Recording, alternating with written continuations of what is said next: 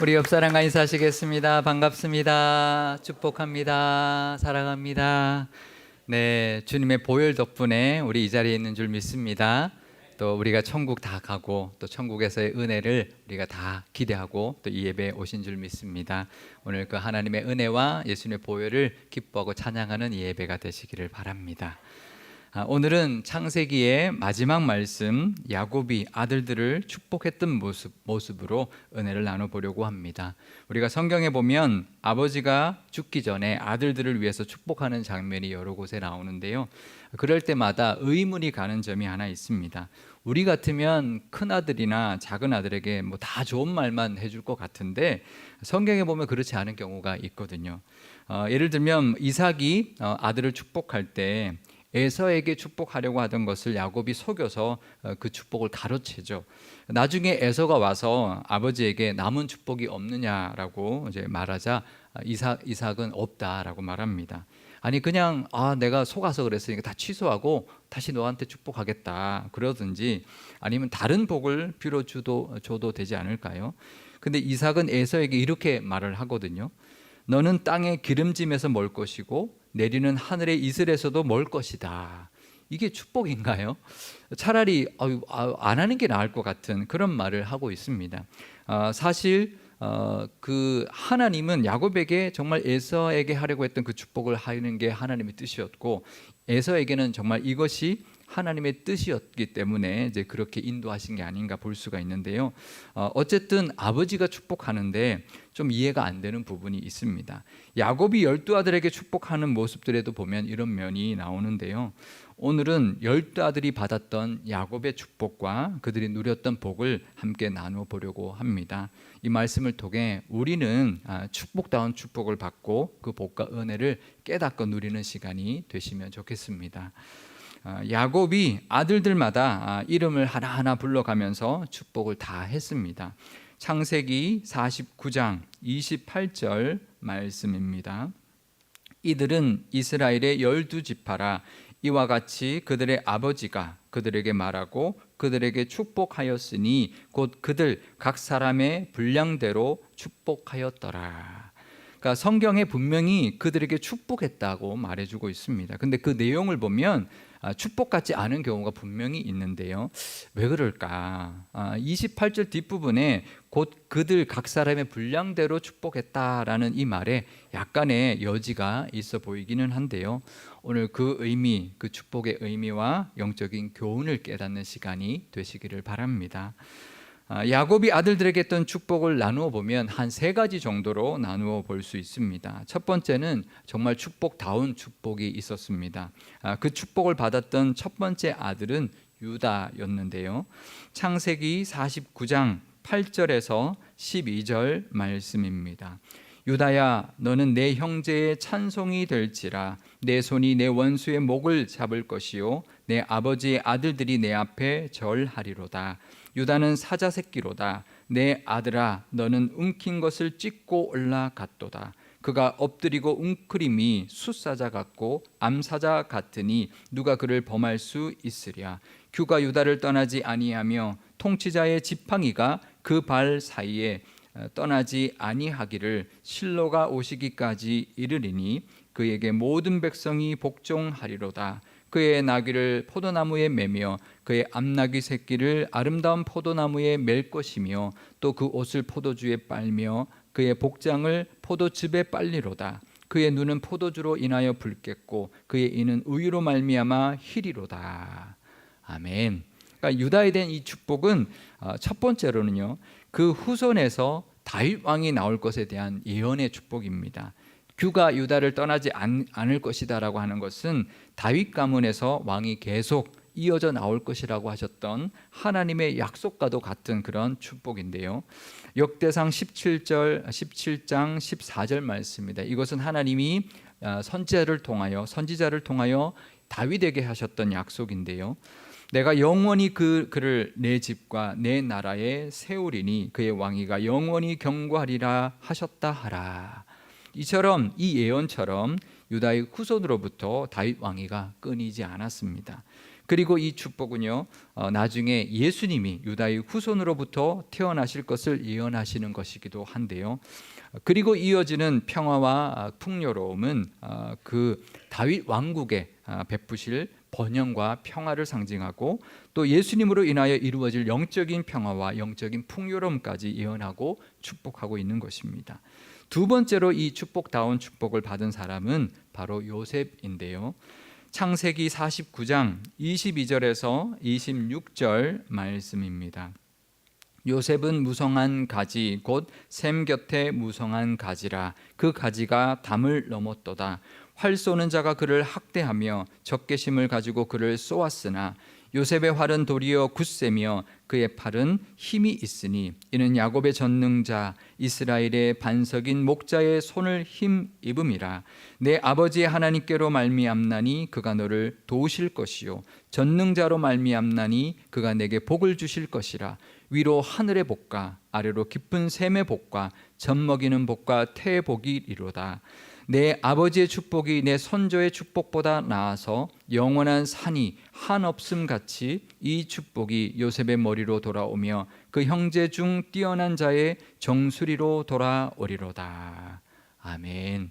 야곱이 요셉을 축복할 때 이렇게 시작합니다. 샘 곁에 무성한 가지다. 샘 곁에 무성한 가지가 뭘까요?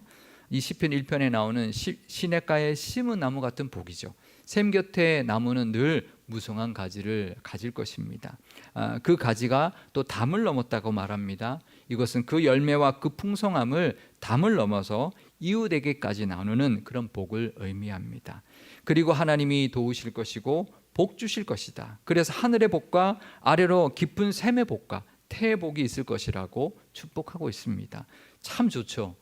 이 복은 정말 우리 자녀들에게도 그대로 하면 참 좋겠다라는 생각이 드는 탐이 나는 축복입니다. 우리가 성경에 보면 그 축복의 기도들이 많이 있는데요. 뭐 야베스 기도라든지 이런 기도들을 우리 자녀들에게 하면 좋은데 이 요셉에게 했던 이 축복의 기도도 정말 우리 자녀들에게 그대로 해도 참 좋을 것 같습니다.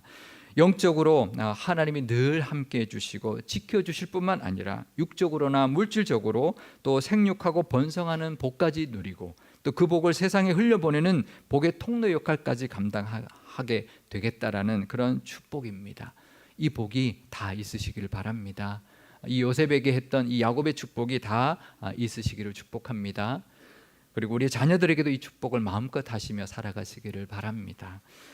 두 번째 축복의 그 부류는 저주 같은 축복이 있었습니다. 그 축복을 받았던 첫 번째 아들은 바로 장자였던 르후벤이었는데요. 창세기 49장 3절에서 4절 말씀입니다. 르후벤아 너는 장자요 내 능력이요 내 기력의 시작이라. 위풍이 월등하고 권능이 탁월하다마는 물의 끓음 같았은즉 너를 탁월하지 못하니니 내가 아버지의 침상에 올라 더럽혔음이로다. 그가 내 침상에 올랐었도다. 그러니까 르우벤은 야곱의 장자였습니다. 그리고 위풍도 월등했고 능력도 탁월했다라고 말합니다. 그러니까 르우벤이 타고난 것은 아주 너무 좋았던 거죠. 장자로 태어났고요. 외모나 능력이 아주 뛰어난 모습으로 태어났습니다. 하지만 이제는 탁월하지 못하게 될 것이라고 축복하고 있습니다. 왜냐하면 르우벤이 아버지의 침상을 더럽혔기 때문입니다. 아버지 야곱의 첩이었던 빌하와 동침했기 때문인데요. 그래서 이 저주 같은 축복을 받았던 것입니다. 또 이런 축복을 받았던 아들들이 있는데 바로 시므온과 레위였습니다. 창세기 49장 5절에서 7절 말씀입니다. 시므온과 레위는 형제요 그들의 칼은 폭력의 도구로다. 내 호나 그들의 모의에 상관하지 말지어다. 내 영광아 그들의 집회에 참여하지 말지어다.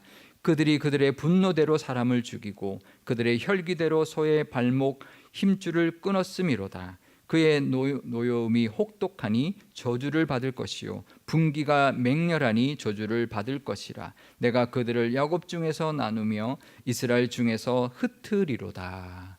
아멘. 그들의 칼은 폭력의 도구라고 시작을 합니다. 그 이유가 있죠. 디나의 사건 때 이 두 아들이 세겜 사람들에게 가서 다 죽여버렸기 때문입니다. 그래서 저주를 받을 것이고 이스라엘 중에서 나누어지고 흩어지게 될 것이라고 했는데요. 이게 축복인가요?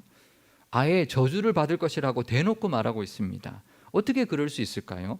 아버지가 아들에게 어떻게 이렇게 저주를 축복이랍시고 한다는 게 정말 이해가 잘 되지를 않습니다.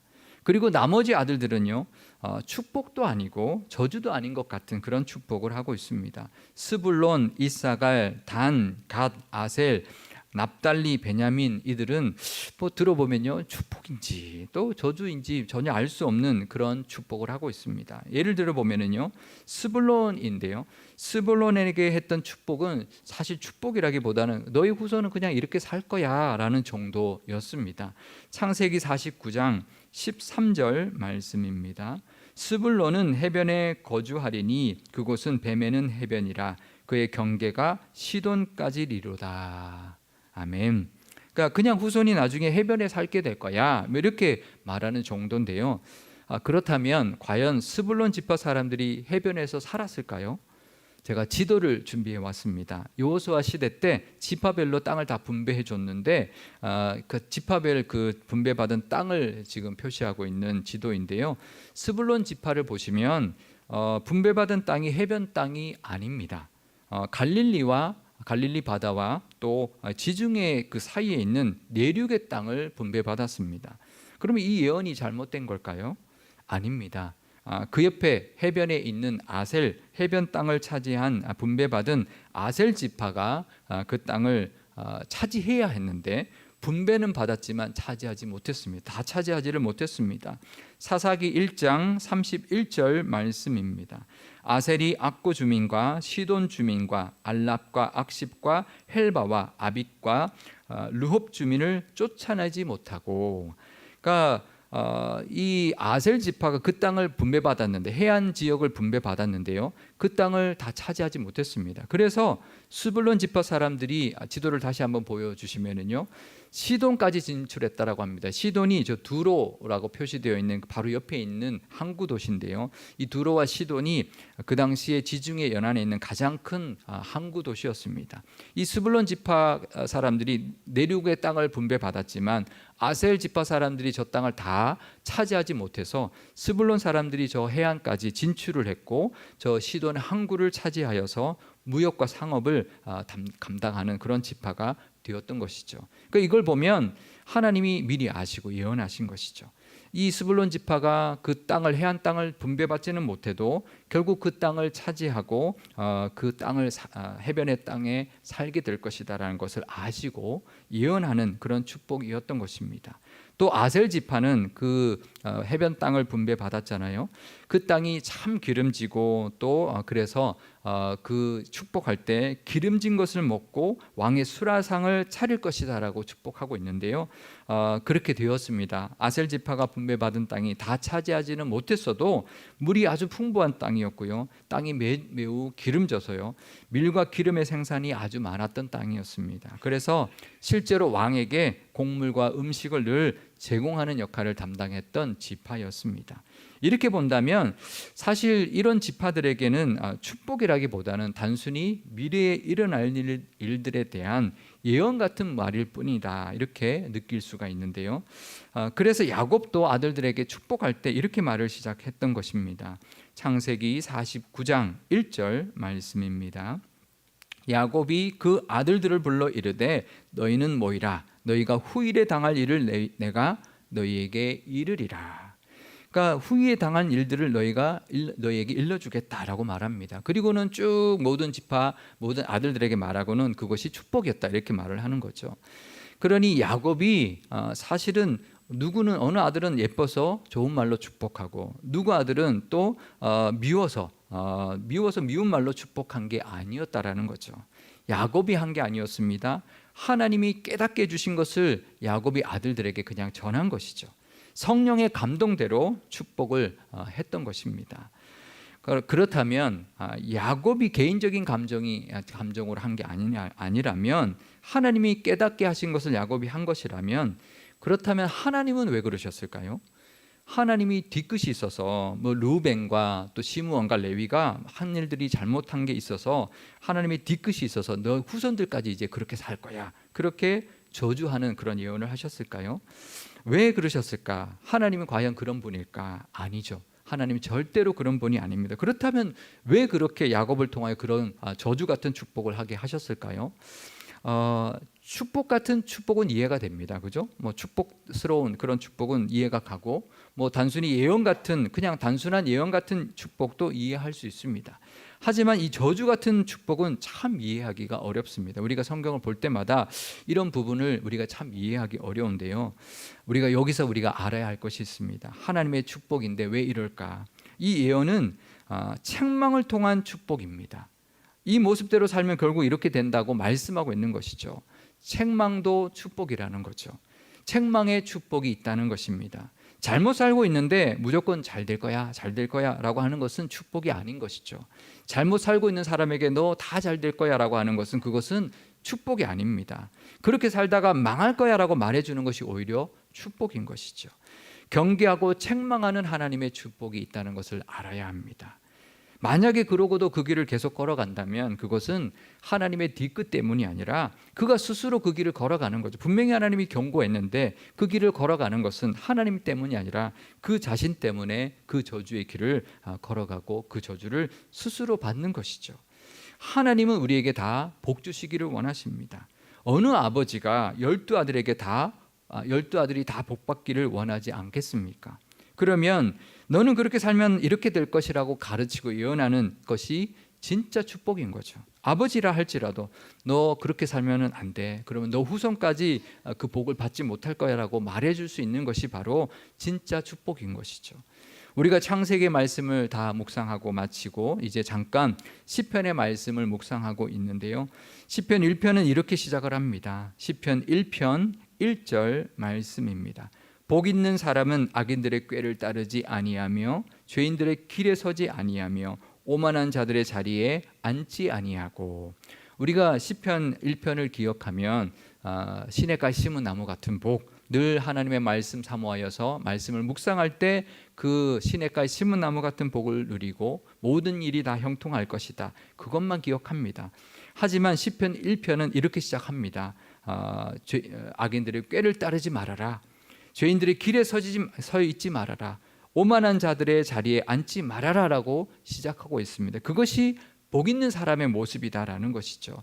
왜 이렇게 시작할까요? 하나님이 그것을 먼저 지적하는 것이죠. 이건 세상 사람들이 사는 대로 살지 말고 세상 사람들이 가는 길을 따라가지 말아야 한다, 교만하고 욕심부리며 살면 망한다라고 말씀하고 있는 것입니다. 이게 진정한 축복인 것이죠. 그래도 괜찮아, 그래도 다 복 받을 거야 라고 말한다면 이것은 축복이 아니라 축복을 빈자한 오히려 저주인 것이죠. 그렇게 살면 복 있는 사람이 되지 못한다고 말해주는 것이 진짜 축복인 것입니다. 복 있는 사람은 시냇가에 심은 나무 같은 사람입니다. 가물어도 늘 물을 공급받아서 열매가 늘 맺히고 잎이 무성한 그런 시냇가에 심은 나무처럼 하나님의 은혜를 늘 공급받아서 영적인 열매도 늘 가득 맺고 잎이 무성한, 그래서 풍성한 나무가 되어서요, 새들이 그 집을 지을 수 있도록 가지를 제공하고 지친 이들이 쉴 수 있도록 그늘을 또 만들어주며 줄인 자들에게 열매를 나누어 줄 줄 아는 그런 복 있는 사람들이 다 되어야 할 것입니다. 그런 복 있는 사람들 다 되시기를 바랍니다. 그러려면 그런 모습, 그런 복 받을 모습으로 살아야 할 것입니다. 유다처럼 베냐민을 대신하여 자기를 내어줄 줄 아는 예수님을 닮은 그 대속의 모습으로 살아갈 때 우리도 이 유다가 누렸던 복이 우리에게 임하게 될 것입니다. 요셉처럼 하나님이 큰 구원을 베푸시려고 나를 먼저 애굽으로 보내신 것이라고 했던 그런 믿음의 고백과 형들에게 끝까지 보복하지 않고 그들을 용서하고 은혜를 베풀었던 그 모습이 예수님이 십자가를 통하여 구원 베푸시고 용서를 베풀어 주셨던 그 모습을 닮은 모습이었습니다. 그럴 때 우리도 그런 모습으로 우리도 살아갈 때 요셉이 누렸던 복을 우리도 누리게 될 것입니다.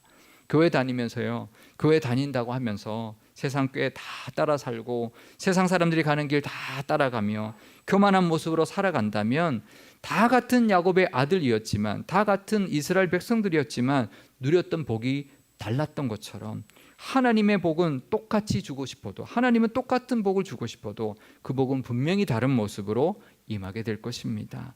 우리도 다윗처럼, 요셉처럼, 유다처럼 하나님의 복을 누리는 복 있는 사람들 다 되시기를 바랍니다. 하나님이 복을 주시기를 원하시지만 그 복을 누리는 것은 우리의 몫이라는 것을 늘 기억하시길 바랍니다. 그냥 마음대로 살고 하나님의 복을 기대한다는 것은 그것은 어리석은 것이죠. 하나님의 뜻대로, 하나님이 기뻐하시는 모습대로 살 때, 그럴 때 하나님의 복을 누리게 될 것입니다. 우리에게 복 주시기 위하여 십자가까지 지시게 하셨던 그 예수님의 은혜, 또 하나님의 크신 사랑과 그 자비하심을 늘 의지하면서 복 있는 사람 다 되시고 유다와 요셉처럼 그들이 누렸던 그 복을 다 받아 누리시는 저와 여러분 되시기를 주님의 이름으로 축원드립니다. 우리 야곱이 요셉에게 했던 그 축복의 말씀, 우리 함께 한 목소리를 한번 읽어보도록 하겠습니다. 창세기 49장 22절과 25절 말씀입니다. 요셉은 무성한 가지 곧 샘 곁에 무성한 가지라. 그 가지가 담을 넘었도다.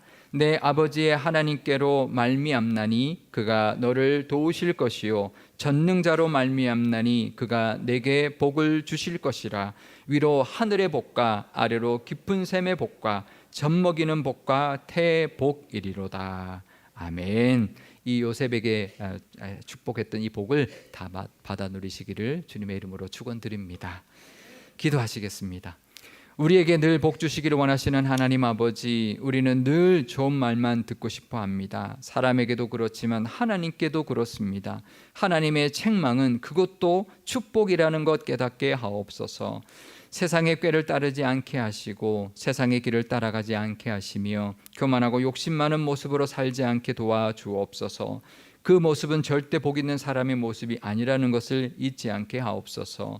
유다처럼 희생하고 요셉처럼 하나님의 섭리에 순종하며 용서와 은혜를 베풀며 사는 것이 축복다운 축복을 받는 길이요, 그 모습이 나를 통하여 가정과 자녀들과 내게 속해 있는 모든 곳에 하나님의 복이 임하는 길임을 기억하게 하옵소서.